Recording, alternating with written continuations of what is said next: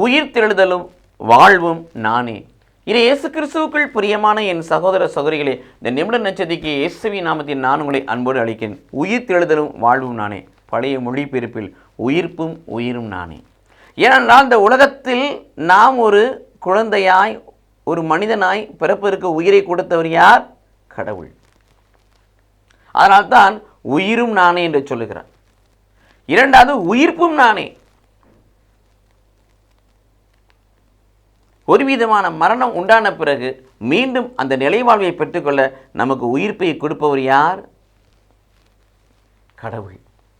அப்போ உயிரை, இந்த உலகத்தில் வாழ்வதற்காக உயிரை கொடுத்தவரும் கடவுள், இறந்த பிறகு மீண்டும் மறுவாழ்வு வாழ்வதற்கான உயிர்ப்பை கொடுக்கிறவரும் கடவுளாக இருக்கிறார். இடையிலே ஆன்மாவில் நாம் மறிக்கின்ற பொழுது, எசேக்கியேல் 18:4 வாசிக்கிறோம், பாவம் செய்கிற ஆன்மா சாகும். ஆன்மாவில் மறிக்கின்ற பொழுதும் நாம் மனம் திரும்பி வாழுகின்ற பொழுது எசேக்கியேல் 18:32 பிரகாரம் மனம் திரும்புகள் நீங்கள் பிழைப்பீர்கள் வாழ்வீர்கள் சொல்வது போல மனம் திரும்பி வாழுகின்ற பொழுது அப்பொழுதும் உயிர்ப்பை கொடுப்பவர் கடவுள்.